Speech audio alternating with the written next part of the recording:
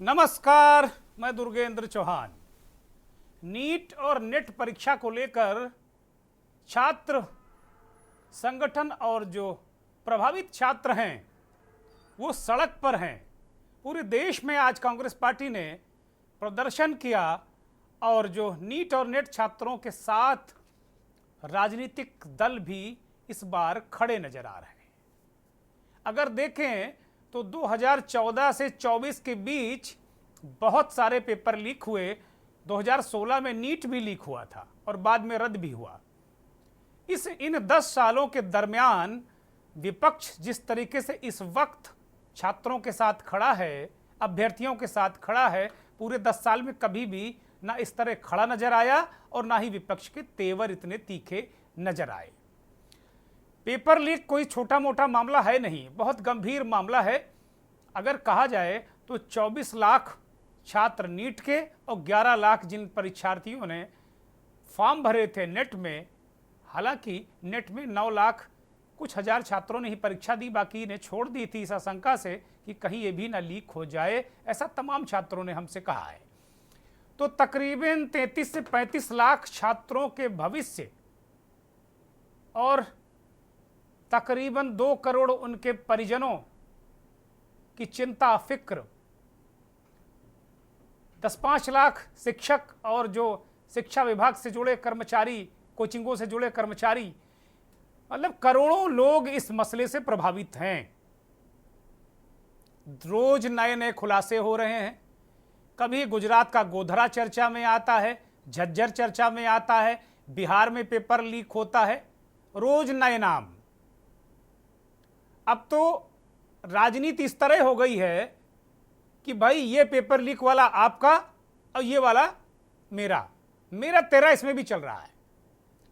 बिहार के deputy CM Vijay Sinha ने आरोप लगाया कि नेता प्रतिपक्ष और बिहार के पूर्व डिप्टी सीएम तेजस्वी प्रसाद यादव के जो पीएस हैं, प्रीतम एक सरकारी कर्मचारी हैं, नेता प्रतिपक्ष को सरकारी तौर पर पीएस मिलता है। प्रीतम यादव के संबंध सिकंदर यादव से हैं। सिकंदर यादवेंद्र जो इस समय काफी नाम चर्चा में है। अब मुख्य आरोपी हम इसलिए नहीं कह रहे हैं कि रोज नए खुलासे हो रहे हैं।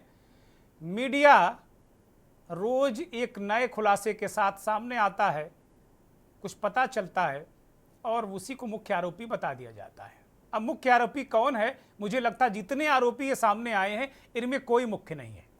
मुख्य आरोपी कहीं और बैठकर ऐसे कठपुतलियों की डोर अपनी उंगलियों से नचा रहा है, मुझे ऐसा पक्का विश्वास है।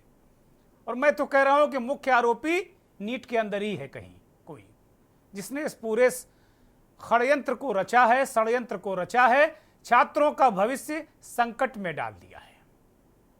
और नीट और नेट पर पूरी तरीके से मौजूदा सरकार घिरती नजर आ रही, शिक्षा मंत्रालय घिरता नजर आ रहा है। 24 तारीख से लोकसभा का जो पहला सत्र है 18वीं लोकसभा का, वो बहुत गर्मा गर्म होने जा रहा है, ऐसी उम्मीद जताई जा रही है। और मुद्दा युवा होंगे, बेरोजगार होंगे, महंगाई होगी, नीट पेपर लीक होगा। विपक्ष पहले ही कह रहा है कि यह पेपर लीक सरकार है। 10 सालों के अंदर 42 परीक्षाएं निरस्त हुई हैं। उत्तर प्रदेश में पुलिस भर्ती, जिसमें तकरीबन 60 लाख लोगों ने परीक्षा दी, वो रद्द करनी पड़ी, लीक हो गई। उसका मुख्य आरोपी गुजरात मॉडल से उसने पूरा खेल कर दिया। वो गुजरात का रहने वाला विदेश भाग गया, योगी जी ने उसे ब्लैक लिस्टेड कर दिया। कार्रवाई क्या होगी अभी पता नहीं। इसी तरीके से रोज नए खुलासे हो रहे हैं, नई चीजें हो रही हैं। लेकिन उत्तर प्रदेश के मुख्यमंत्री योगी आदित्यनाथ ने एक अलग तरीके का पेपर लीक से इन प्रतियोगी परीक्षाओं को बचाने के लिए एक अलग मॉडल पेश किया है। शायद ये भी योगी मॉडल पूरे देश में बाद में अपनाया, जैसे योगी जी का बुलडोजर मॉडल पूरे देश के मुख्यमंत्रियों ने, जहां खासतौर पर भारतीय जनता पार्टी का शासन है, उन राज्यों के मुख्यमंत्रियों ने योगी का बुलडोजर अपना लिया। यही कहा जा रहा है कि जो योगी का यह परीक्षा लीक को खत्म करने का मॉडल है, ये भी शायद पूरे देश में बाद में अपनाया जाए। बहुत सारे लोग ये सवाल भी उठा रहे हैं कि बड़ी देर से याद आई उत्तर प्रदेश की सरकार को कि कोई व्यवस्था करनी भी चाहिए। हालांकि मुख्यमंत्री योगी आदित्यनाथ लगातार जब से पेपर यहाँ लीक हुआ सिपाही भर्ती का, वो लगातार इस बात को कहते रहे कि हम छोड़ेंगे नहीं, सख्ती करेंगे। और योगी की बात पर देश को भरोसा भी है। तमाम लोग इस बात को कह रहे हैं कि हाँ, योगी जो कहते हैं कर दिखाते हैं। माफियाओं पर का बुलडोजर चलाने की बात की तो चलाकर दिखा दिया, जमींदोज कर दिया।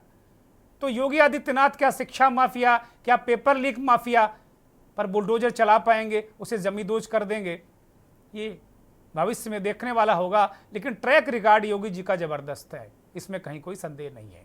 तो वो तमाम तरीके से कुछ नए नियम बना रहे हैं और पेपर लीक पर एक सख्त एक्शन मोड में योगी आदित्यनाथ नजर आ रहे हैं। ये उत्तर प्रदेश की बात करें, लेकिन पूरे देश में शिक्षा मंत्रालय के स्तर पर, एनटीए के स्तर पर ऐसा कोई मॉडल बनाने पर विचार क्यों नहीं हो रहा?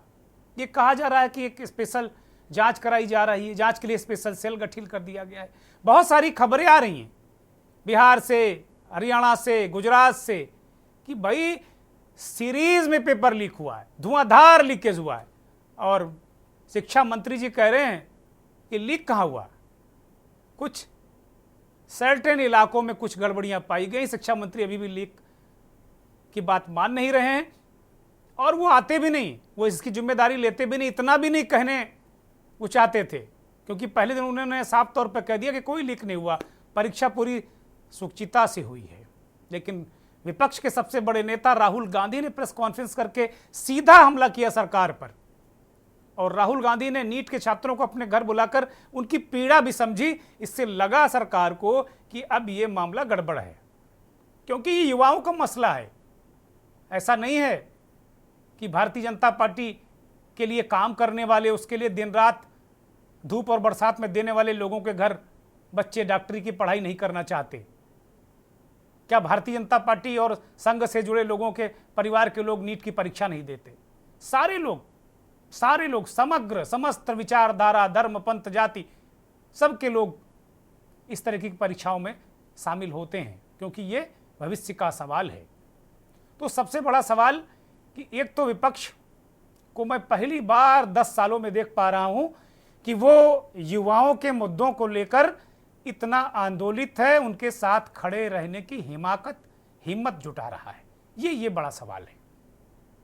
और इसी के सहारे हम ये भी देख पा रहे हैं कि जो 2014 से लेकर 24 के बीच की राजनीति थी कि भाई मोदी जी को फला ने गाली दी, इस पर 5 दिन डिबेट चल रही, 10 दिन डिबेट चल रही। राहुल गांधी का किसी ने अपमान कर दिया, उन पर डिबेट चल रही। किसी ने कहा कि तुम अछूत हो, इस पर डिबेट चल रही।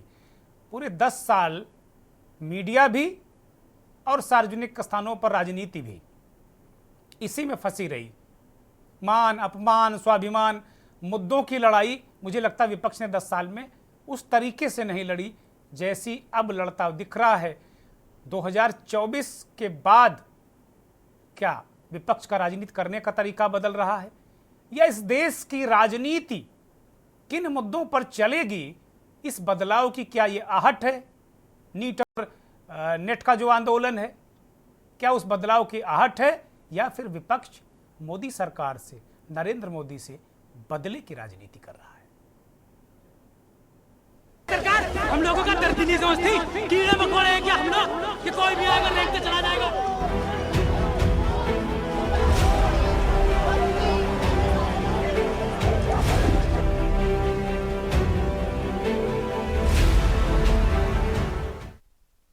पेपर लीक बदल रही है राजनीति या बदले की राजनीति? मंथन में आज यही बड़ा सवाल।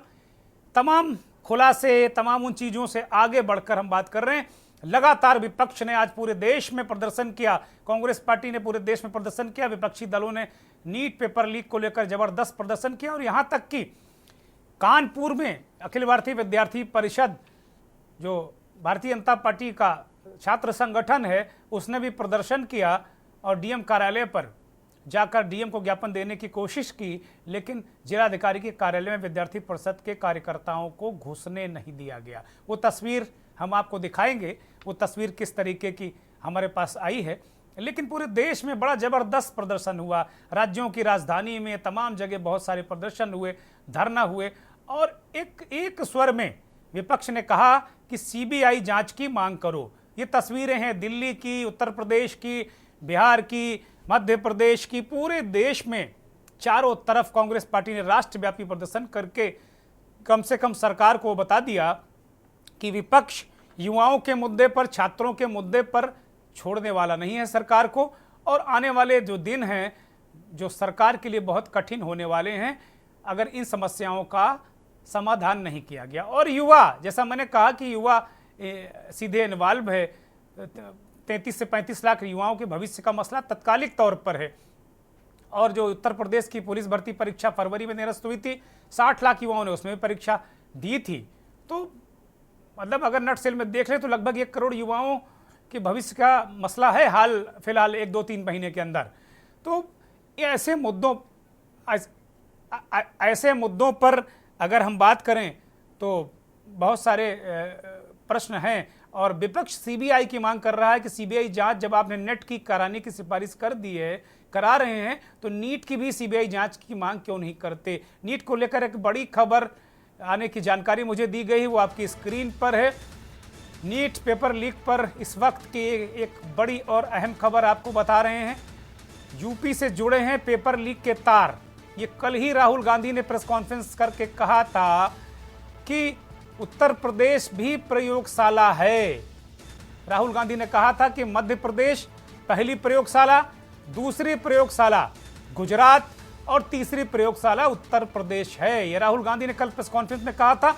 और आज ये खुलासा हुआ है कि नीट पेपर लीक पर बड़ी खबर जो इस वक्त की आपको हम बता रहे हैं, राहुल गांधी जिस बात को कह रहे थे उसकी पुष्टि आज इस खबर से हो रही है कि उत्तर प्रदेश से जुड़े हैं तार। रवि अत्री गैंग के शामिल होने का शक है।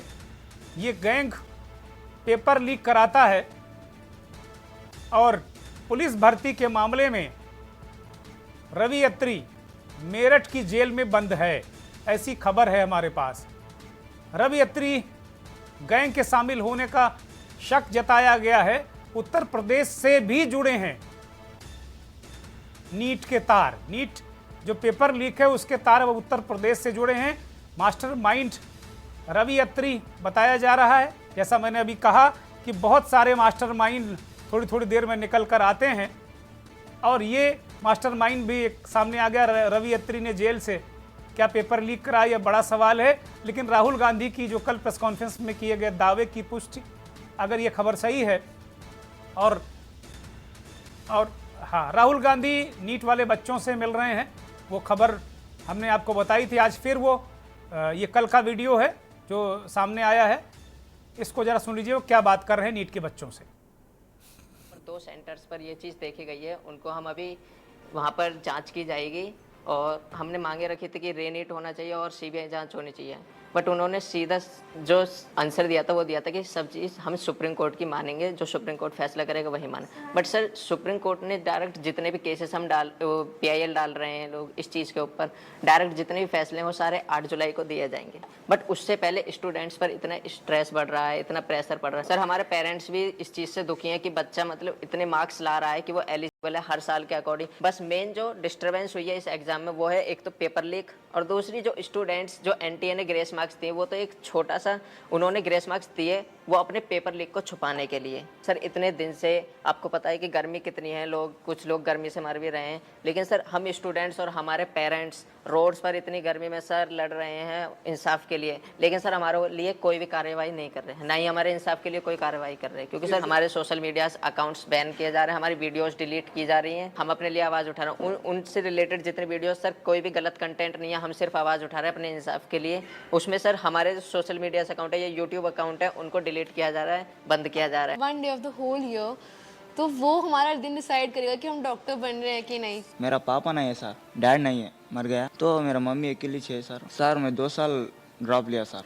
2 साल में मेरे को स्टडी नहीं हो पा रहा सर, अच्छा से घर में प्रॉब्लम, मनी का प्रॉब्लम, लॉन्ग टर्म में पैसा बजट नहीं हो पा रहा सर।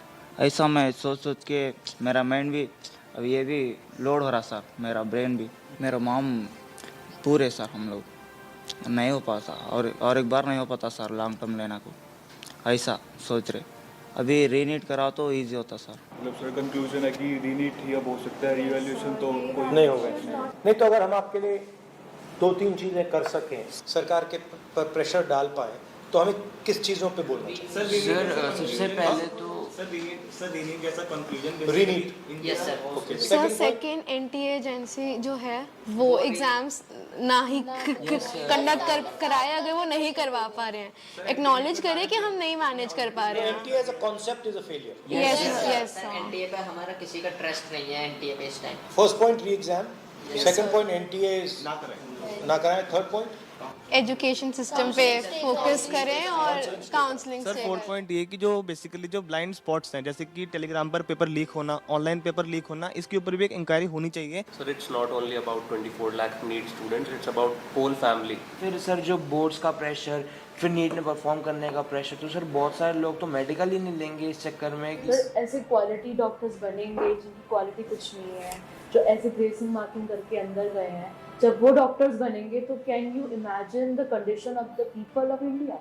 आपको क्या लगेगा, आप अगर कोई ऑपरेशन करवाने जाएगा, क्या वो वापस लौट के आ पाएगा? हमारे पास इतने सारे केसेस होते हैं, मतलब हमारे मतलब नोन में कि भाई किसी को और का पेशेंट उसका स्टंट डालना है, उसका इंटेस्टाइन निकलवा दिया, उसका किडनी निकलवा दिया। सर ऐसे केसेस, ऐसी मिसहैपनिंग्स इतनी बढ़ जाएंगी, we can not imagine. Sir जो ये रीनीट का कॉन्सेप्ट है और जो ये रीनीट का कंक्लूजन है, ये बेसिकली 2 ही बॉडीज हैं इंडिया में जो इसकी पावर रखती हैं। First of all supreme court, जिस पर हम अभी काफ़ी ज़्यादा डिपेंडेंसी शो कर रहे हैं, and second ministry of education. Ministry of education ने यूजीसी नेट का एग्ज़ाम भी कैंसिल किया और उसके अंदर लाइक 1 डे के अंदर उन्होंने एग्ज़ाम कैंसिल कर दिया। एक्चुअली ये दोनों ने इसलिए किया है क्योंकि पॉलिटिकल प्रेशर आया, यस क्योंकि आप लोग मतलब चुप नहीं बैठे हो। Yes sir. वो दोनों इंस्टीट्यूशंस निर्णय जब लेंगे जब आप प्रेशर डालो। Yes sir. अगर आपने ठीक से प्रेशर डाला और आप पीछे नहीं हटिए, और अगर आप काफी स्टूडेंट्स आ जाएंगे, तो वो दोनों इंस्टीट्यूशंस इसको कैंसिल कर देंगे। पावर ना कोर्ट के हाथ में है, ना मिनिस्ट्री के हाथ में है, पावर आपके हाथ में है। अगर आपने क्लैरिटी से खड़े हो गए और पीछे नहीं हटे, उन दोनों को आपकी बात माननी पड़ेगी। ठीक है, थैंक यू। आपका जो एस्पिरेशन है, आपका जो विजन है, इसी से देश का विजन बनेगा, इसी से देश की प्रगति होगी। अगर सरकार आपकी रक्षा नहीं कर सकती है तो ऑपोजिशन आपकी रक्षा करेगी। ये जो आपका मुद्दा है, इसको मैं पर्सनली संसद में आपके लिए उठाऊंगा और पूरा का पूरा दबाव हम सरकार पे डालेंगे। धन्यवाद। जो हम कह रहे थे, हमारा मंथन का आज मुद्दा है कि क्या राजनीति बदल रही है क्या? मैंने तो नहीं देखा पिछले 10 सालों में 14 से 24 तक बहुत सारे पेपर लीक हुए। कभी मैंने नहीं देखा राहुल गांधी ने कहा हो कि ये आपका मुद्दा है, हम आपके साथ खड़े हैं, हम आपकी लड़ाई लड़ेंगे, अंतिम समय तक लड़ाई लड़ेंगे। मुझे तो नहीं आज तक ऐसा इस तरह का दिखा किसी भी विपक्षी दल के द्वारा इस तरह का काम। लेकिन 24 के बाद जो 24 का लोकसभा चुनाव है, उसमें जो विपक्ष को संजीवनी मिली है और युवाओं ने विपक्ष को बहुत बढ़ चढ़ कर वोट दिया है, विपक्ष चाहता है उनके साथ खड़े होने में, उसकी भलाई है।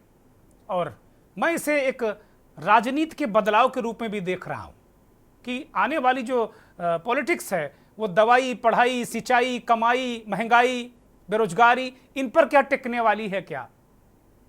अब एक टंटा मचा है आपस में तेजस्वी यादव और विजय सिन्हा, सुन लीजिए। जो जानकारी आई है कि 1 मई को तेजस्वी यादव के आप सचिव प्रीतम कुमार के मोबाइल नंबर 7488061813 से रात्रि 9:07 में पथ निर्माण विभाग में कार्यरत प्रदीप कुमार के मोबाइल नंबर 9430469924 पर NHI गेस्ट हाउस में सिकंदर कुमार जादवेंदु के लिए कमरे की बुकिंग कराने के लिए फोन आया था। अरे आप देखिए, राज्य में सरकार उनकी, केंद्र में सरकार उनकी, जांच एजेंसियां उनकी, हम ही कहते हैं मुख्यमंत्री जी को बुला ले मेरे साइड को, अरे चाहे PA हो, PS हो, कोई हो, बुला करके पूछताछ कर ले। कोई अगर बात है तो। लेकिन जो उप मुख्यमंत्री लोग जो सवाल उठा रहे हैं, ईओयू तो आज तक कहा नहीं है इस बात को लेकर के, इनको तो रिपोर्ट करता है नहीं, ये तो बिना ज्ञान है, इन लोगों को ज्ञान नहीं है।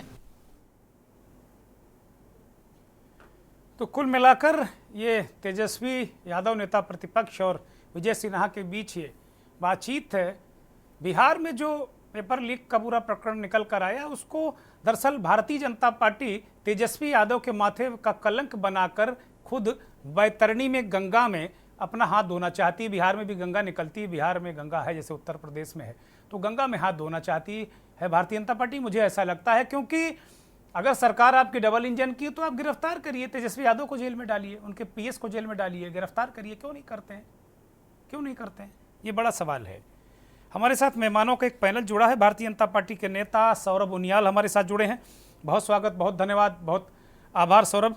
ब्रजेंद्र मिश्रा कांग्रेस के नेता हमारे साथ जुड़े हैं, बहुत धन्यवाद, बहुत आभार आपका। डॉक्टर उपासना सिंह जी हमारे साथ जुड़ी हैं, एजुकेशनिस्ट हैं, बहुत धन्यवाद, बहुत आभार आपका डॉक्टर साहब। मनोज मिश्रा इस देश के जाने माने राजनीतिक विश्लेषक, वरिष्ठ पत्रकार, उत्तर प्रदेश की राजधानी लखनऊ से जुड़े हैं, बहुत स्वागत, बहुत धन्यवाद। देश के जाने माने वरिष्ठ पत्रकार विश्लेषक महेंद्र सिंह हमारे साथ जुड़े हैं। और नीट की रग-रग से वाकिफ प्रोफेसर पीएस परिहार साहब हमारे साथ जुड़े हैं, बहुत स्वागत, बहुत धन्यवाद। आप नीट कोच हैं। सभी मेहमानों का स्वागत, धन्यवाद। मेहमानों से निवेदन इस चर्चा को शुरू करने से पहले कि कंक्रीट ठोस बात और कम शब्दों में, ताकि सभी का जो विचार है वो आ जाए चर्चा में। ये चर्चा है, जब चर्चा होती है तो फिर बहुत सारे मसले हल भी होते हैं। मैं ये मानता हूँ कि अगर इस कार्यक्रम का योगदान 0.01111% भी हो जाएगा तो मुझे लगता है उन छात्रों का भला हो जाएगा। और कहीं ना कहीं निश्चित तौर पर अगर सारे लोग यही मान लें कि हम इस पर चर्चा ही नहीं करेंगे तो फिर कुछ होने वाला है नहीं। सौरभ उनियाल, सीधे आपकी तरफ उंगलियां उठ रही हैं, पूरे देश में छात्र प्रदर्शन कर रहे हैं। आपने नेट की परीक्षा स्वतः संज्ञान में लेके, आपकी सरकार ने, आपका मतलब आप तो संगठन के व्यक्ति हैं, आपकी सरकार ने, एनटीए ने, उसको अचानक रात में सपना आया एक दिन बाद कि ये गृह मंत्रालय को कुछ इनपुट मिले हैं, और उसके बाद उस सपने के आधार पर उसने सीबीआई जांच करा दी और परीक्षा निरस्त कर दी। 9 लाख से अधिक छात्रों ने परीक्षा दी। इस 45-47 डिग्री टेम्परेचर में वो हाहाकार कर रहे हैं, कई बेहोश भी हुए थे लू और तमाम उसके कारण। और एक तरफ गला फाड़ फाड़ कर 47 डिग्री में छात्र चिल्ला रहे हैं कि पेपर लीक हुआ है, भाई इसको रद्द कर दो। दोहरा चरित्र क्यों, सौरभ उनियाल? जी ध्रुवीन जी, बहुत आपका आभार कि आपने इस महत्वपूर्ण मुद्दे पर आज ये डिबेट बुलाई है। मैं आपके चैनल का, के न्यूज़ का बहुत बहुत आभार व्यक्त करता हूँ। और सबसे पहले अपनी बात शुरू करने से पहले मैं अपनी संवेदना उन सभी लाखों छात्रों के प्रति और उनके अभिभावकों के प्रति, उनके परिवारों के प्रति अपने व्यक्त करना चाहता हूँ भारतीय जनता पार्टी के माध्यम से, जिन्होंने साल भर की पढ़ाई करते हैं, मेहनत करते हैं, उसके बाद कुछ आपराधिक तत्व, कुछ असामाजिक तत्व उनके भविष्य के साथ छेड़खानी करते हैं। और छेड़खानी ऐसी करते हैं कि उसके उन तक पहुंचना अच्छी खासी एजेंसियों के लिए मुश्किल हो जाता है। ये इस सरकार की आप कमिटमेंट मानिए कि आप समय रहते हुए, हम चाहते हैं कि इसकी जानकारी और जल्दी मिले, पर जितनी जल्दी अगर मिल जाए और उस पर उतनी जल्दी एक्शन हो जाए, मुझे लगता है कि ये बहुत आसानी से होने वाला निर्णय नहीं होता। लेकिन फिर भी सरकार ने इसमें कमिटमेंट दिखाई। शिक्षा मंत्री स्वयं मीडिया के सामने आए, उन्होंने इस बात को कबूला और उन्होंने बताया कि किस प्रकार से हमारे पास इनपुट आए और ये परीक्षा रद्द करनी पड़ी। हो सकता था कि रिजल्ट आने के बाद ऐसी परीक्षा रद्द होती। अब सोचिए, जो विद्यार्थी उस परीक्षा को पास कर लेते, रिजल्ट आने के बाद अगर वो परीक्षा पास कर लेते, उसके बाद कहते कि नहीं अब ये परीक्षा रद्द हो गई है, तो जो पास हुए थे वो कहते कि भैया हम तो पास हो गए, अब हमको पास ही मान लीजिए। और जो नहीं हो पाते वो ये कहते कि भैया हम तो हमें तो अब पास करना ही पड़ेगा सरकार को, क्योंकि इसमें तो गड़बड़ होगी, या दोबारा एग्जाम किया जाए। इसलिए सबका एग्जाम समानता रूप से दोबारा होगा, आप इस बात की चिंता मत कीजिए। हाँ, मेरा एक बात स्पष्ट मानना है, मैं आपके चैनल पर फिर दोबारा सभी छात्रों के, लाखों छात्रों के, हम सभी के परिवारों में ऐसे विद्यार्थी हैं जिन्होंने दिया होगा, हमारे जानकारी होंगे। मैं मानता हूँ उनके प्रति संवेदनाएं, उनके साथ खड़े होने का ये समय है, और ये राजनीति का घटिया राजनीति का समय नहीं है। आज का युवा, आज का छात्र कल का नहीं। मैं मानता हूं कि ये आज का ही नागरिक, आज का ही नागरिक है, कल का नागरिक नहीं है। मैं कह रहा हूं वो आज का नागरिक है, और वह आज का नागरिक है तो उसके साथ हमें खड़ा होना पड़ेगा। और शायद इसलिए आज का युवा, आज का छात्र जो है वो सजग है अपने भविष्य को लेकर के। उसे बात मालूम है, एक तरफ वही युवा जो है इसी मोदी सरकार को चुन करके भेजता है, और इसीलिए वो इस कमिटमेंट के साथ भी खड़ा है कि अगर ऐसी कोई गड़बड़ी करने वाले असामाजिक तत्व देखिए हमेशा से रहे हैं और आगे भी रहेंगे, उनको कंट्रोल कैसे किया जाएगा वो इम्पोर्टेंट है। ठीक है ब्रजेंद्र मिश्रा, ठीक है। सौरभ, मैं आऊंगा आपके पास। ब्रजेंद्र मिश्रा, सौरभ उनियाल को आपने सुना, वो करें राजनीति नहीं होनी चाहिए इस पे। आप लोग राजनीति क्यों कर रहे हैं? उनको चैन से जांच करने दीजिए, सब कुछ वो बता देंगे। पेपर रद्द करने लायक हो कर लेंगे, नहीं तो नहीं करेंगे। राजनीति क्यों कर रहे हैं आप? आवाज नहीं आ रही ब्रजेंद्र, बोलिए, अनम्यूट करिए। हम उन नौजवानों और उन छात्रों की आवाज उठा रहे हैं जो मेहनत करके दिन रात एक करके अपनी तैयारी करते हैं। और ये पेपर लीक की सरकार, चाहे जो भी परीक्षा, नीट की ही परीक्षा नहीं, ये जितनी भी परीक्षाएं हुई है, यूपीएससी की परीक्षा हुई, नीट की परीक्षा हुई, आपकी अभी देखिए आरओ की परीक्षाएं हुई, आप देख लीजिए, ये आपकी अभी नेट की परीक्षा हुई, सारी परीक्षाएं लीक क्यों हो रही हैं? सवाल एक बात बनता है। और जब इनकी सरकार लीक की सरकार है तो ये कहते हैं कि नहीं, हम बहुत ईमानदार हैं, बहुत अच्छी तरीके से परीक्षा करा लेंगे, और कराते हैं। इनकी 10 साल की सरकार में चाहे सेंट्रल की कोई वैकेंसी रही हो, चाहे स्टेट की वैकेंसी रही हो, कोई भी परीक्षा सही तरीके से संपूर्ण नहीं हो पाई। हम एक सवाल करते हैं, हमारे साथी है भारतीय जनता पार्टी के प्रवक्ता है, मैं इनसे एक सवाल पूछता हूं। आपके ही कुछ लोग हैं, आपके ही कुछ लोग हैं, हमारे नहीं, आपके ही लोग हैं, गुजरात में हैं, बिहार में हैं, किसी भी अन्य प्रदेशों में आपके ही लोग पकड़े जाते हैं, जांच क्यों नहीं होती उनकी? उनके घर क्यों नहीं गिराए जाते हैं? उनकी गिरफ्तारियां क्यों नहीं होती है? क्यों उनको दंड नहीं दिया जाता है? वो लोग पकड़े जाते हैं, छूट जाते हैं, कैसे हो रहा है? ये कैसी सरकार है? ये सवाल बनता है। और हमारे शिक्षा मंत्री जी ने नैतिक रूप से जिम्मेदारी नहीं ली, और इनको नैतिक रूप से जिम्मेदारी लेकर, ठीक बात है। बड़ा अहम सवाल ब्रजेंद्र, बड़ा अहम सवाल उठाया है। एक 10 सेकंड का एक जवाब मैं ले लेता हूं सौरभ उनियाल से। सौरभ उनियाल, बड़ा महत्वपूर्ण बात इन्होंने कही। मैंने देखा कि तमाम माफिया जो गोली चलाते थे, हत्याएं करते थे, वसूली करते थे, खासतौर पर उत्तर प्रदेश में, और उसी मॉडल को आपने मध्य प्रदेश में कॉपी किया, हरियाणा में कॉपी किया, असम में कॉपी किया, बुलडोजर मॉडल को। लेकिन मैंने ये नहीं सुना कि किसी शिक्षा माफिया का घर गिर गया हो, पेपर लीक करने वाले का घर गिर गया हो। अभी हाल में नहीं सुना मैंने कहीं। और जो उत्तर प्रदेश में 60 लाख सिपाही भर्ती का पेपर लीक कराने का जो जिस एजेंसी के पास ये पेपर कराने का ठेका था, उस पर संदेह था कि उसी ने लीक कराया, वो अमेरिका भाग गया है। गुजरात का आदमी है, यूपी का बुलडोजर वहां कब जाएगा? ये भी छात्र पूछ रहे हैं भाई। सौरभ जी मैं बोलता हूं, बोलूं मैं? हाँ बोलिए बोलिए। देखिए ऐसा है, उत्तर प्रदेश निकला हुआ एक राज्य है उत्तराखंड, वहां पर भी हमारी ही सरकार है। और आपकी जानकारी के लिए बताऊं, वहां पर भी कुछ ऐसा ही एक मसला सामने आया, एक मामला सामने आया, और वहां पर हाकम सिंह नाम के एक अपराधी को पकड़ा गया। वो उस वक्त जेल की सलाखों के पीछे है। वहां पर विपक्ष ने कहा कि भाई हाकम सिंह का भाजपा से लेना देना है।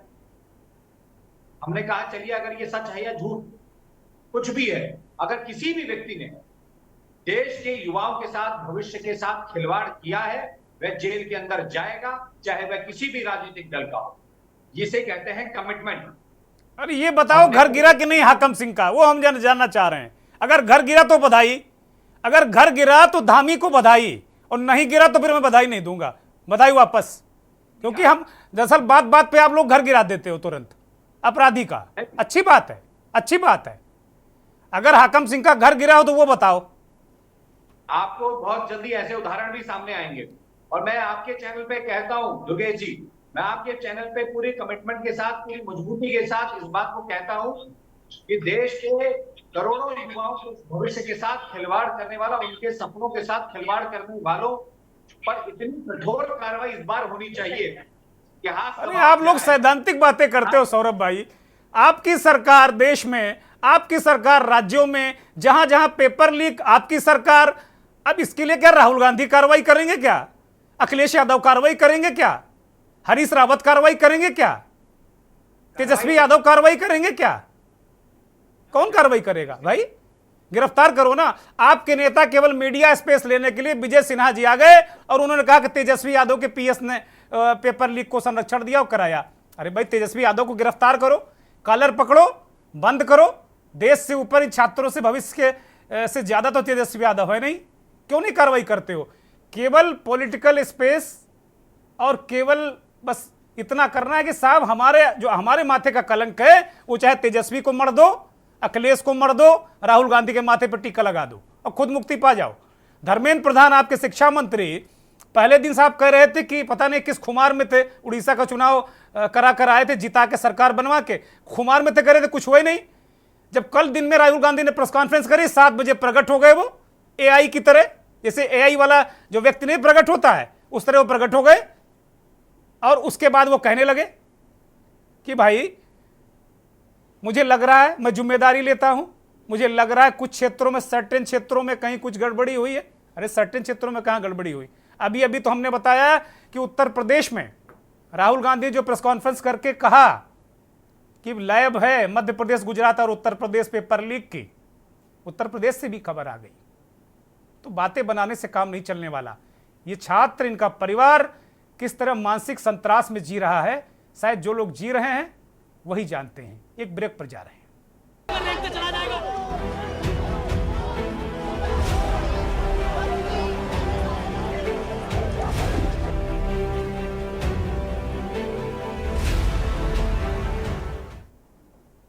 ब्रेक से लौट आए हैं, सीधे रुख करेंगे। डॉक्टर उपासना सिंह शिक्षाविद हमारे साथ लगातार जुड़ी हुई हैं।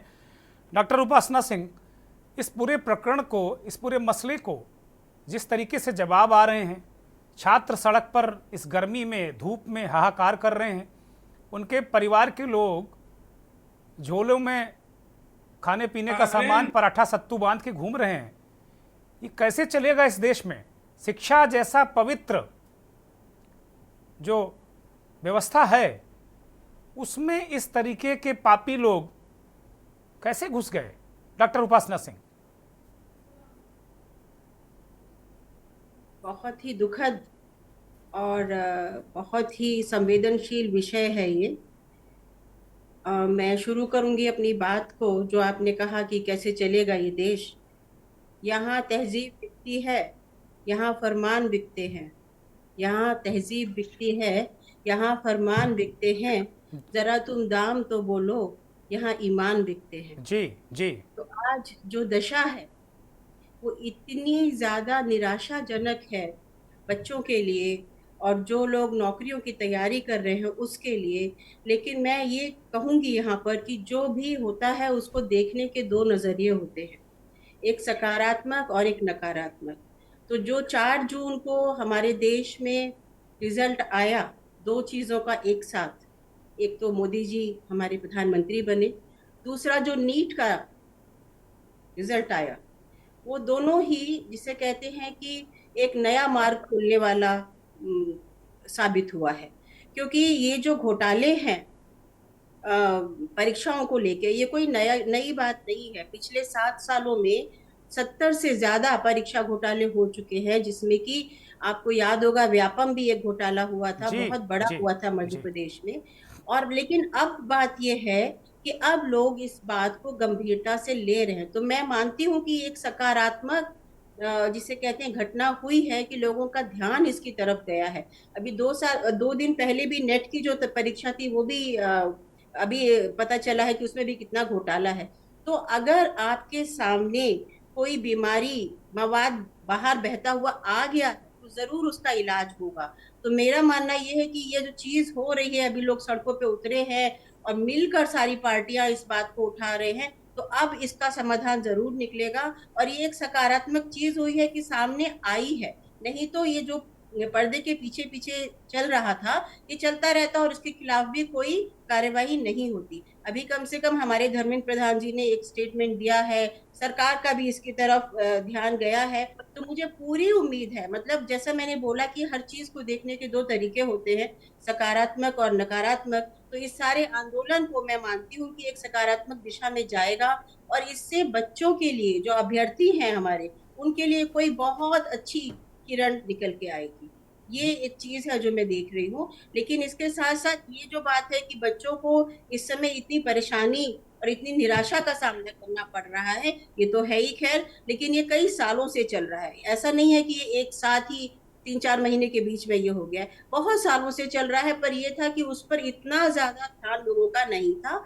अब ये एक राष्ट्रीय मुद्दा बन गया है, एक ये राष्ट्रीय मुद्दा बन गया है और हर स्टेट में इसकी आग जो है वो फैल रही है। तो मुझे लगता है कि इसका समाधान अब बहुत जल्दी निकलेगा। सरकार भी कोई ना कोई ऐसी नीति जरूर बनाएगी जिससे इसके ऊपर कंट्रोल हो पाए। हाँ, पर मैं एक बात यहाँ जरूर कहना चाहूंगी, क्योंकि मैं खुद शिक्षा के क्षेत्र से संबंध रखती हूँ। मैं ये मांग करना चाहती हूँ आपके फोरम से कि जो लोग इसमें परीक्षा में शामिल हैं उनको सामान्य अपराधी की तरह ना ट्रीट किया जाए, उनको भी आतंकवादी की श्रेणी में रखा जाए। बहुत बड़ी बात। ऐसी कड़ी सजा मिले, राष्ट्रद्रोही की उनको सजा मिले, क्योंकि डॉक्टरी की उसमें और जितने भी हमारे संवेदनशील क्षेत्र है उसमें ऐसे अभ्यर्थी आएंगे जिनको नॉलेज ही नहीं है, तो वो देश को घुन लगा रहे हैं, दीमक लगा रहे हैं। तो मैं मांग करती हूँ कि उनको आतंकवादी की तरह उनको ट्रीट करना चाहिए, उनको उसी श्रेणी में रखना चाहिए। ठीक बात है, ठीक बात है, बहुत बहुत बहुत महत्वपूर्ण और बड़ी मुकम्मल बात। मनोज मिश्रा जी, आपकी तरफ रुक कर रहा हूँ।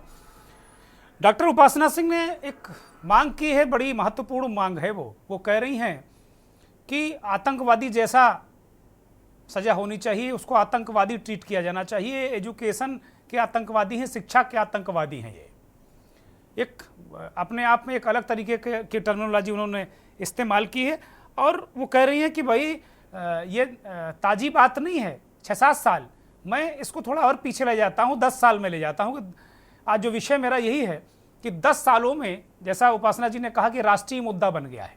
मुझे तो नहीं लगा कि विपक्ष इतना सक्रिय रहा हो। और पेपर लीक 2016 में हुआ, रद्द हुआ, तमाम पेपर लीक हुए, सिपाही भर्ती लीक हुआ, बहुत 60 लाख की संख्या थी, लेकिन वो राष्ट्रीय मुद्दा नहीं बना। लेकिन 24 का चुनाव होता है और उसके बाद तत्काल ये 2 घटनाक्रम होते हैं और ये राष्ट्रीय मुद्दा बन जाता है। अभी राहुल गांधी को हमने सबने सुना कि वो कह रहे हैं छात्रों से कि ना एनटीए कुछ करेगा, ना कहीं कुछ होने वाला है, ना सरकार करेगी, सब कुछ आपके हाथ में है, आपके हाथ में कमान है, आप सब कुछ करोगे, हम आपके साथ हैं। मनोज जी,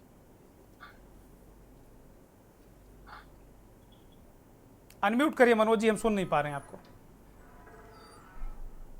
दुर्गेन भाई, लोकतंत्र में संख्या बल का मतलब होता है और संख्या बल जनता देती है। और 2024 के चुनाव परिणाम आने के बाद जिस तरीके से सरकार एनडीए गठबंधन की बनी और विपक्ष को काफी संख्या पिछले 2019 और 2014 के बजाते कंपेयर में 2024 में ज्यादा मिली। राहुल को ताकत मिली, अखिलेश यादव को ताकत मिली, अन्य विपक्षी दलों को ताकत मिली। तो वो जनता की बात अभी सड़क पे और आने वाले समय में हम आप देखेंगे, जब सदन चलेगा तो सदन में उड़ती दिखेगी। मैंने कहा, और मजबूती इसलिए दिखेगी क्योंकि मजबूती देती जनता है। लेकिन आप यहाँ बड़ी अजीब सी बात है, मैं बाहर भी देख रहा हूँ, प्रिंट में भी देख रहा हूँ, चैनल के माध्यम से भी देख रहा हूँ, सवाल वो उठा रहे हैं जिनको इस चीजों को रोक लगानी चाहिए। गजब बात भाई, आप कैसी मांग कर रहे हैं? मांग तो वो करे जो पीड़ित है। और दुर्गेन भाई, बड़ा मतलब मजे की बात आप देखिए, नौकरियों में भ्रष्टाचार, नौकरी पाने में भ्रष्टाचार, उसकी परीक्षाएं लीक, उसकी परीक्षाएं रद्द, उसकी परीक्षाएं कोर्ट के झंझावतों में फंसी हुई हैं। और जो अभ्यर्थी या जो अप्लाई करने वाला व्यक्ति परीक्षार्थी होता है वो उम्र की सीमा पार कर जाता है पर कोर्ट का परिणाम नहीं आता है। वो वहां से शुरू होते होते कहां पर आके जाके टिका है कि देश का भविष्य नहीं बल्कि जान माल की रक्षा करने वाले जो डॉक्टर कल को तैयार होंगे, हम लोग कोविड के दौरान कहा करते थे कि पढ़ाइयां घर से हो रही हैं, बच्चे क्या करेंगे। अब तो ये बात करेंगे कि जो 720 से 719 716 नंबर ग्रेस पर टाइम, आप देखिए कितना फेल्यूर है। देश के शिक्षा मंत्री पहले नजर में स्वीकार करने को तैयार नहीं होते हैं। क्या ग्रेस पीरियड, ये आपका फेल्यूर है? आधे घंटे बाद चीजें शुरू हुई, आप आधे घंटे बाद उसको बढ़ाते, आपने कुछ उचित लगा कि समय पे खत्म करें और ग्रेस पीरियड दे दें। अरे ग्रेस पीरियड आप कहां दे रहे साहब? ये 719 वाले बच्चों का जो एडमिशन होगा, ये दुर्गेंद्र भाई मेरिट के हिसाब से, काउंसलिंग हिसाब से देश के सबसे बड़े इंस्टीट्यूशन में होगा। और रही बात जो नीट के पेपर की लीक की बात है, उसका तार बिहार से लेकर उत्तर प्रदेश से लेकर के गुजरात, मैं गुजरात की बात इसलिए कहना चाहूंगा कि देश गृह मंत्री से लेके प्रधानमंत्री से लेके बाकी राजनीति से लेके वैश्विक की बात कर ले, अडानी अंबानी और बाकी चीजों की बात कर ले, और वो पेपर लीक की घटना आप इसमें ताजुब करिए कि थोड़ा आपने भी देखा होगा कि लीक करना छोड़ दीजिए, पेपर भरने वाले सेंटर के पीछे अगर आप जाइए तो कुछ मिनटों के लिए वो चीजें खोली जाती हैं साइट्स, और उसमें वो लोग, जो आदमी बंगाल का रहने वाला है उसको पेपर देना अच्छा बंगाल में, कलकत्ता में उचित लगेगा या उसको सीधे गुजरात में अच्छा लगेगा जाकर के? स्वाभाविक कैसी में खेल है भाई। हाँ बिल्कुल है। मतलब आप बताइए, हम लखनऊ में रहते हैं, हमको कानपुर का सेंटर ठीक होगा, प्रयागराज का होगा, या हमको सीधे जाकर के विशाखापट्टनम में सेंटर ठीक लगेगा? आने जाने के साधन, पेरेंट्स की परेशानी, और बच्चों को जो दुर्गेंद्र भाई इंडिविजुअल उन बच्चों के पे अगर जो सवाल जवाब हुए, जिनसे अभी बहुत सारी चीजें चल के बाहर आई, रात भर उन विषयों को उनकी तैयारी कराई गई है जो विषय कल उनको आने हैं जी। तो मेरा कहना है कि सरकार क्या करेगी, देर करेगी, सवेर करेगी, कोर्ट को आप उठा के देख लीजिए, बाकी चीजों को देख लीजिए। मैं नौकरियों से नहीं, बल्कि ये शिक्षा की बात है, और ये शिक्षा उतनी, देखिए सिविल सर्विस से ज्यादा बेहतर या ज्यादा मतलब सेंसिटिव मैं मेडिकल की परीक्षा को मानता हूं, क्योंकि ये अगर एक सिविल सर्विस का व्यक्ति, एक इंजीनियर कल को भ्रष्टाचार करेगा तो हमारी जान नहीं जाएगी, लेकिन अगर भ्रष्टाचार से हम डॉक्टर का चयन करेंगे तो हम आने वाले समय में अब हम क्या देने जा रहे हैं देश को? सरकार राजनीतिक मुद्दों को छोड़ दे, लाभ और नुकसान को छोड़ दे। मुझे लगता है इसमें ऐसी कड़ी कार्रवाई अभी भी करे और भविष्य में चीजें इस तरीके ठीक करे कि लोगों की रूह ही कांप जाए कि ऐसी हिम्मत न जुटा सके। आप सोचिए 24 लाख बच्चों का भविष्य है, उन बच्चे और बच्चे के पेरेंट्स, क्योंकि मेरी बेटी भी एमबीबीएस का भी 4th ईयर में, मैं समझ सकता हूं कि पारिवारिक रूप से किस तरीके से पूरा परिवार तैयारी कराता। जब बच्चे नीट और जेईई की तैयारी करते भाई साहब, और पूरा परिवार तैयारी करता जब तक बच्चा क्वालिफाई नहीं हो जाता। ठीक बात। और आप देखिए पैसे का, आप उनके घर से जो लोग गिरफ्तार हुए हैं उनके घर से चेक बरामद होती है, 15-15 लाख रुपए उसमें उन्हें दे चुके हैं। उन पेरेंट्स को भी इसमें सजा होनी चाहिए, क्योंकि बढ़ावा वही दे रहे हैं।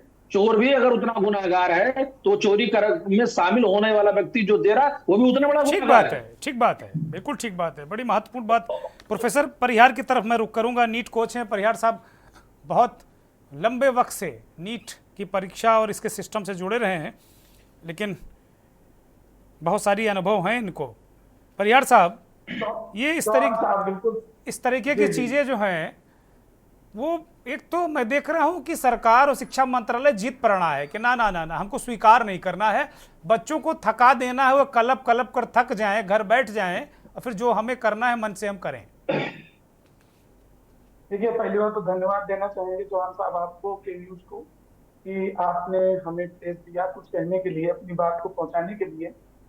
ये तो बिल्कुल सच है, मैंने इसके प्रीवियस में भी बताया था कि सरकार जो कंडक्ट करा रही है एग्जामिनेशन एनटीए, ये नेशनल टेस्टिंग एजेंसी नहीं, नॉन टेस्टिंग एजेंसी हो गई, नॉन ट्रस्टिंग एजेंसी।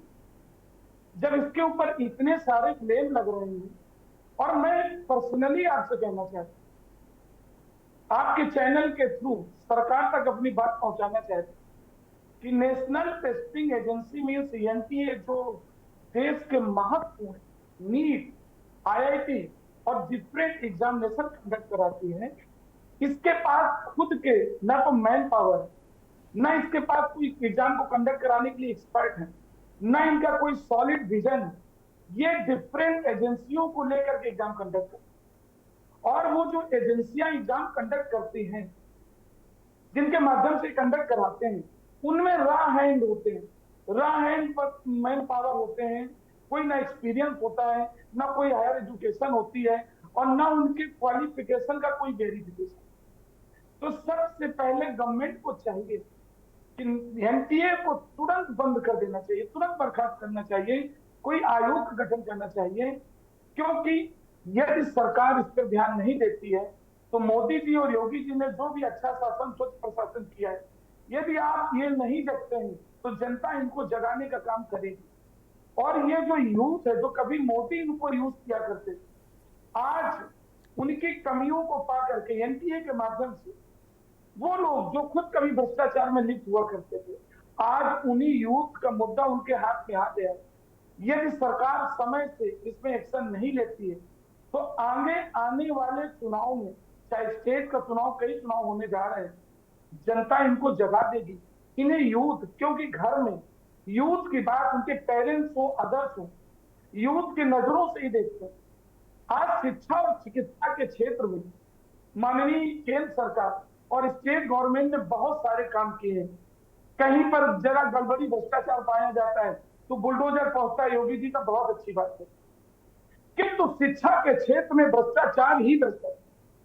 और हमारे जो इनमें बीजेपी के हैं भाई साहब, उनके माध्यम से मैं कहना चाहता हूं कि शिक्षा के क्षेत्र में जितना ज्यादा भ्रष्टाचार इस भाजपा सरकार में है, कभी नहीं था। क्योंकि शिक्षा के मैं 20 चीजें देख रहा हूं, ये चलता है। अरे क्यों इसमें एक्शन नहीं ले रहे हैं भाई? क्यों दूसरों को मुद्दा विपक्ष को दे रहे हैं? जिस विपक्ष को कुछ नहीं होता वो तो तैयार बैठे ही यूथ को पकड़ रहे हैं, समय रहते इस पर एक्शन क्यों नहीं लेते हैं? योगी मॉडल फार्मूला क्यों अप्लाई नहीं करते हैं? यदि कोई अदर पार्टी से बीजेपी में आ जाता है तो सर्फ एक्शन से धुल जाता है, चाहे जितना भ्रष्टाचार में लिप्त रहा।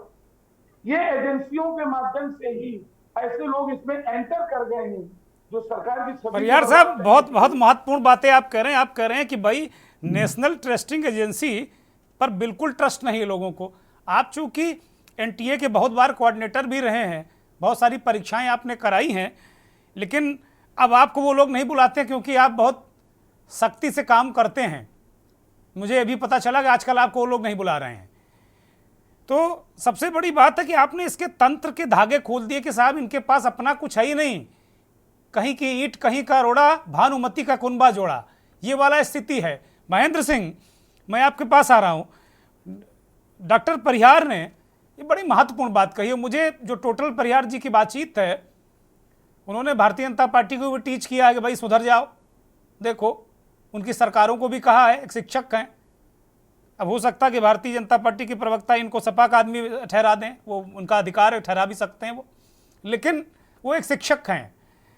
मैं आपसे सवाल करता हूं महेंद्र जी कि वास्तव में जो स्ट्रक्चर है कि वो खुद ही आउटसोर्सिंग पर पूरा स्ट्रक्चर टिका हुआ है एनटीए का। और अभी मैं दिग्विजय सिंह को सुन रहा था, वो कह रहे थे जो एनटीए के चेयरमैन हैं प्रमोद जोशी जी, वो एक्सपर्ट हैं घोटालों के, जहां जहां रहे हैं वहां परीक्षा घोटाला हुआ है। और आगे उनको यूपीएससी का भी सर्वे सर्वा बनाने की तैयारी थी 2 महीने। वो तो उनका भाग्य फूटा हुआ था कि 2 मामले आ गए सामने, नहीं वरना वो यूपीएससी में आईएएस बना रहे होते फर्जी। महेंद्र सिंह, ये दरअसल अब उस पर किसी का ट्रस्ट नहीं है, क्योंकि इतनी परीक्षाएं लीक हुई हैं, इतने पेपर लीक हुए हैं, और जो बता रहे हैं कि आउटसोर्सिंग पे निश्चित तौर पे इस तरीके की, जब आप एक नेशनल लेवल की टेस्टिंग एजेंसी बनाते हैं तो आपको उसके लिए बहुत प्लानिंग के साथ उसको करना चाहिए, क्योंकि अभी तक कोई ऐसी एजेंसी थी नहीं, और आप एकदम से एक एजेंसी ला देते हैं और सारे एग्जाम्स, देश भर के तमाम बड़े एग्जाम्स उसके साथ में दे देते हैं, और कोई एक्सपीरियंस नहीं है, किसी तरीके की कोई मैकेनिज्म नहीं है, कोई टेक्नोलॉजी नहीं है, उनके पास कुछ नहीं है। इवन उनके पास जांच एजेंसी भी अपनी इंटरनल कुछ नहीं है, किसी तरीके की कुछ नहीं है मैकेनिज्म। और तो ये जो कॉन्सेप्ट है यही ठीक नहीं है, ये कॉन्सेप्ट में ही खामी है। और दूसरा ये कि बहुत माफिया, एजुकेशन माफिया बहुत बड़ा माफिया है, वो हर सरकार में घुसपैठ कर लेता है। क्या कांग्रेस की सरकार, क्या बीजेपी की सरकार, 5-6 स्टेट्स हैं जो नॉर्दर्न वाले तेलंगाना को एक और जोड़ लिया जाए साउथ का, तो मध्य प्रदेश, उत्तर प्रदेश, राजस्थान, बिहार, बंगाल, यहाँ पर ये इतना ज्यादा एक्टिव है कि इससे पार पाना बहुत मुश्किल काम है। क्या ब्यूरोक्रेट्स, क्या पॉलिटिशियंस, क्या शिक्षा माफिया, ये जो कोचिंग करते हैं, कोचिंग का माफिया है जो बहुत बड़ा, बड़ी बड़ी कोचिंग्स हैं, करोड़ों अरबों के इनके वारे नारे हैं, वो भी इन्वॉल्व है इसमें, इस तरीके के तमाम तो हम, तो ये बहुत बड़ा रैकेट है। इसको अगर कोई ये चाहे कि कोई हल्के में लेके एक को पकड़ लिया दूसरे को पकड़ लिया, नहीं, ये बहुत छोटे मोहरे हैं जो पकड़े जा रहे हैं, बहुत छोटे, बहुत बड़े बड़े लोग इन्वॉल्व हैं इसमें और इस तरीके के उसमें, क्योंकि इसका बजट बहुत बड़ा है। आप देखो ना, 30 लाख, 25 लाख, 40 लाख एक एक बच्चे से लेने की बातें आ रही हैं सामने, तो आप सोच सकते हैं कितना है। 7-8 साल में 70-75 एग्जाम पेपर लीक हुए हैं, बहुत बड़ा आंकड़ा है, करोड़ों बच्चे इस पे होते हैं। इसकी वजह भी बहुत है, बुनियादी वजह पे जाने की जरूरत है। जो शिक्षा है वो इतनी महंगी क्यों है? एक डॉक्टर बनाने के लिए प्राइवेट कॉलेज में 1 करोड़ 1.5 करोड़ की फीस क्यों है? तो वो बुनियादी चीज पे हमें बात करनी जरूरी है, तभी ये चीजें रुकेंगी। अगर वो फीस ना हो, अगर एजुकेशन अपने देश में फ्री क्यों नहीं हो सकती? डॉक्टर बनाना है, इंजीनियर बनाना है, शिक्षक बनाना है, इसके लिए आप करोड़ों रुपए वसूलते क्यों हो? अगर तमाम जगह आप सब्सिडी देते हो, 10 जगह सब्सिडी देते हो, शिक्षा को क्या इंपॉर्टेंस ही नहीं? शिक्षा कोई टेररिस्ट बनाने के लिए थोड़ी हो रही है। शिक्षा एक अच्छा नागरिक भी बनाती है, शिक्षा आपके पास एक्सपर्ट बनाती है। आप शिक्षा को फ्री क्यों नहीं करते हो? अगर आप, कितना बजट लगेगा? बहुत कम बजट लगेगा। ये सारा माफियागिरी में जितना बजट जाता है, कोचिंगों में जितना बजट जाता है, नीट के लिए बच्चे 8वीं क्लास से बच्चों को डाल देते हैं लोग, राजस्थान में भेज देते हैं, आत्महत्या कर रहे हैं बच्चे। ये बहुत बड़ा एक दायरा है। तो वो की पॉइंट्स एड्रेस करनी पड़ेंगी, बेसिक बुनियादी चीजों को एड्रेस करना पड़ेगा। एक है बेरोजगारी को एड्रेस करना पड़ेगा, इतनी बेरोजगारी है, लोग नौकरियों के लिए, सरकार छोटे से पेपर के लिए भी, कांस्टेबल की भर्ती निकले 50 लाख अप्लाई करते हैं। तो एक तो बेरोजगारी बहुत ज्यादा है, इसको एड्रेस करना पड़ेगा कि क्या कर सकते हैं, रोजगार के साधन कैसे बढ़ें।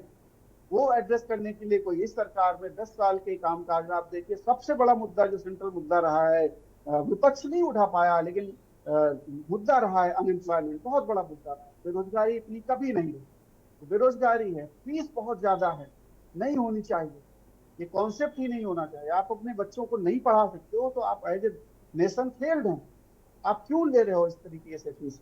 और इसी वजह से सरकारी स्कूल मारामारी क्यों होती है टॉप पे आने के लिए? 720 में 715 नंबर, 710 नंबर क्यों चाहिए? क्योंकि हमें सरकारी मेडिकल कॉलेज मिल जाए, इसलिए चाहिए। प्राइवेट में नहीं, इतनी अफोर्ड ही नहीं कर सकता। वैसे भी सरकारी भी बहुत महंगी है फीस, गरीब का बच्चा अफोर्ड ही नहीं कर सकता। तो अब इसके इस बार जिस तरीके से पॉलिटिकल पार्टियां, खासतौर पर कांग्रेस एक्टिव हुई है, मैं चाहूंगा कि सारी पार्टियों को एक्टिव होने की जरूरत है। विपक्ष का यही धर्म है, विपक्ष को अपने धर्म को भूला पड़ा था।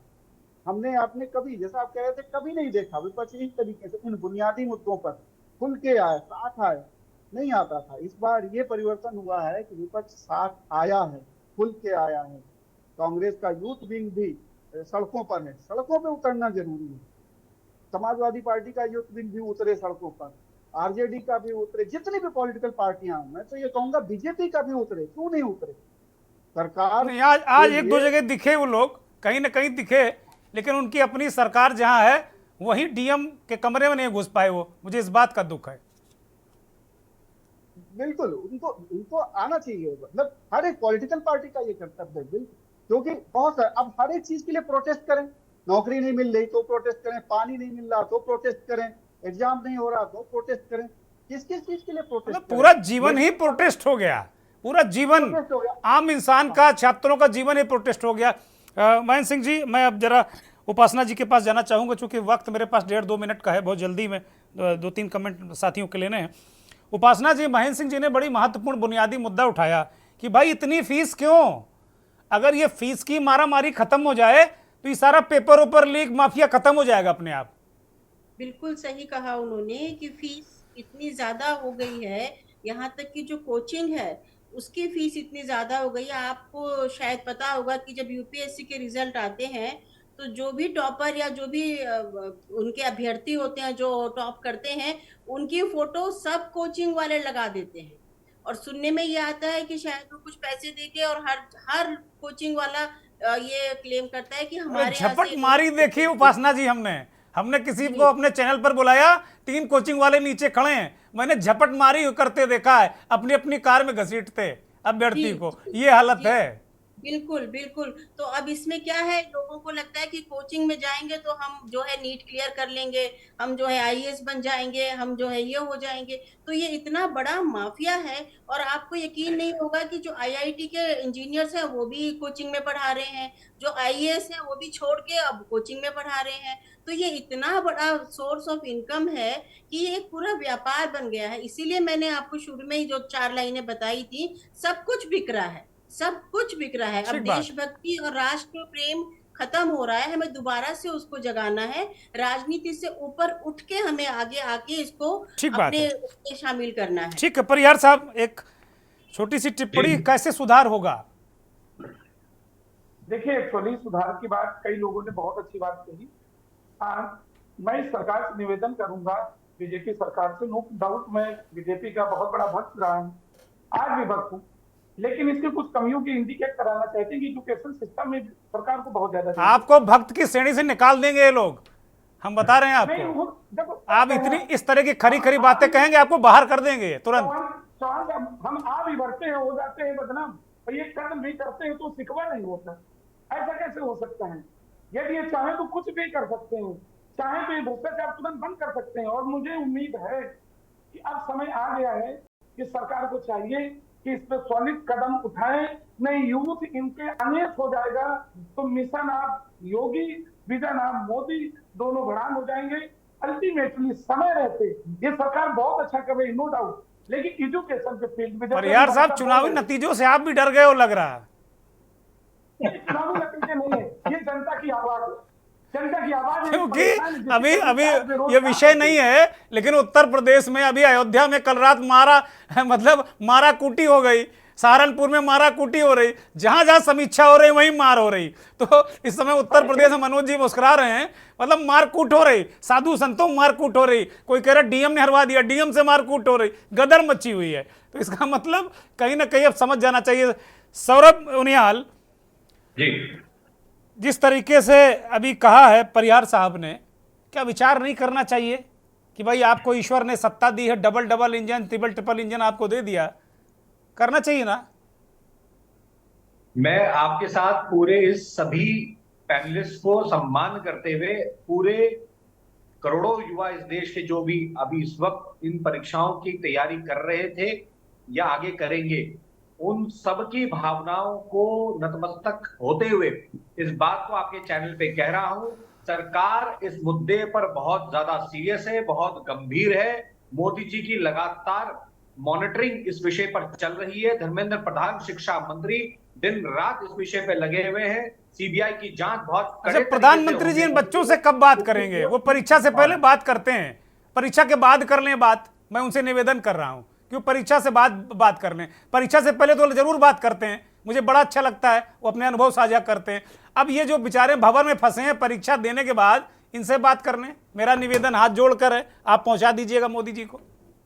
मैं आपसे कह रहा हूं कि ये बुलडोजर चलेगा और बहुत मजबूती के साथ चलेगा। ऐसा चलेगा कि आने वाली 7 पीढ़ियां इन अपराधियों की कांपेंगी। ठीक है मनोज मिश्रा, ऐसा होने वाला है क्या? 7 पीढ़ियों की बात ये कर रहे हैं? दुर्गेंद्र भाई, बड़ी सीधी साफ शब्दों की बात है, करना पड़ेगा, नहीं करेंगे तो ये उचित नहीं होगा। क्योंकि 24 लाख बच्चों को अगर 5 में मल्टीप्लाई करते तो 1.25 करोड़ परिवार या 1.25 करोड़ लोग इससे प्रभावित हैं। तो अब क्या करते हैं ये तो बात की विषय है, लेकिन जो शिक्षा माफिया, और उसमें हम खुद भी दोषी हैं, क्योंकि हम स्वीकारोती से मैडम ने अभी एक बात कही कि हम बड़ी बड़ी कोचिंगों, बड़े बड़े लोगों को ये ठेकेदार हैं, और जब आप इन ठेकेदारों को ठेका देते हैं अपने बच्चों को भविष्य को डॉक्टर, इंजीनियर और आईएएस आईपीएस बनाने के लिए, जिम्मेदार हम खुद भी हैं। अगर 4 उंगली सामने आती है तो सामने भी जाती है, मुझे लगता है। लेकिन मैं सरकार की बात क्यों कर रहा हूँ दुर्गेंद्र भाई, कि शिक्षा को कम से कम इन चीजों से बख्शे, लीक होने से बख्शे, कैसे बचाएगी तंत्र उसके पास है। और ये तंत्र सरकार की नाक, सरकार की गर्दन, सरकार की नकेल तक जाते हैं। मुझे लगता है उसको सुधारेंगे तो बेहतर होगा। ब्रजेन जी, केवल बदले की भावना से आप काम करेंगे या कुछ राजनीति को भी बदलेंगे, इन हालातों को ही बदलेंगे आप? हम कभी भी बदले की भावना से काम नहीं करते हैं। ये बदले वाले लोग बैठे हुए हैं जो सत्ता में है, ये बदले की भावना से काम करते हैं, ये बदले की भावना से प्रेरित होकर काम करते हैं। हम हर समय हम तो नहीं, इसलिए इस बार इसलिए हम कह रहे हैं कि थोड़ी सी शक्ति मिली तो आपने मोदी जी को निशाने पर ले लिया, इसलिए कह रहे हैं हम। मोदी, देखिए मोदी जी निशाने नहीं, मोदी जी सदैव निशाने पे क्या, मोदी ने किया क्या है? मोदी ने अभी जो आपने कहा मन की बात, ये मन की बात करते हैं, काम की बात नहीं करते हैं। वो जो नौजवान नहीं, ये वक्त छात्रों के साथ खड़े होने का, आप हो या बीजेपी। महेंद्र सिंह, अंतिम टिप्पणी इस कार्यक्रम की बहुत जल्दी, 5 सेकंड में। महेंद्र सिंह जी, अगर विपक्ष लामबंद होकर के हर मुद्दे पर, इस तरीके के मुद्दों पर अगर कोशिश करेगा, प्रयास करेगा, तो सरकार निश्चित तौर पर झुकना पड़ता है और सरकार झुकेगी, कार्रवाई होगी और इस पर लगातार संसद हो या सड़क, दोनों जगह बात उठानी पड़ेगी। बहुत शुक्रिया, बहुत बहुत धन्यवाद महेंद्र सिंह। डॉक्टर PS परिहार साहब बहुत धन्यवाद। सौरभ बुनियाल साहब आपका धन्यवाद। ब्रजेंद्र मिश्रा जी, डॉक्टर उपासना सिंह, मनोज मिश्रा जी, बहुत बहुत धन्यवाद सभी दर्शकों का जो के न्यूज़ को देखते हैं, हमारे इस खास कार्यक्रम मंथन को देखते हैं। कुछ भी हो, एक बात मुझे बहुत अच्छी लगी कि 2024 के चुनाव के बाद मुझे ऐसा लग रहा है, ये मेरा पर्सनल असेसमेंट है, कि राजनीति अब मुझे मुद्दों की तरफ जाती दिख रही है। केवल आरोप प्रत्यारोप, इनका अपमान, उनका अपमान, इनकी मां का अपमान, इनके पिता का अपमान, इससे उबर के ये राजनीति छात्रों के साथ खड़ी होती नजर आ रही है, नौजवानों बेरोजगारों के साथ खड़ी होती नजर आएगी, ऐसा मुझे लगता है। और बहुत सारे इस तरीके के मुद्दे हमको, जो जनता के मुद्दे हैं, वो उस राजनीति में शामिल होते नजर आएंगे। 24 तारीख जब संसद शुरू होगी तो मुझे लगता है दवाई, पढ़ाई, सिंचाई, कमाई, महंगाई, बेरोजगारी, बहुत सारे मुद्दे देखने को मिलेंगे। नमस्कार।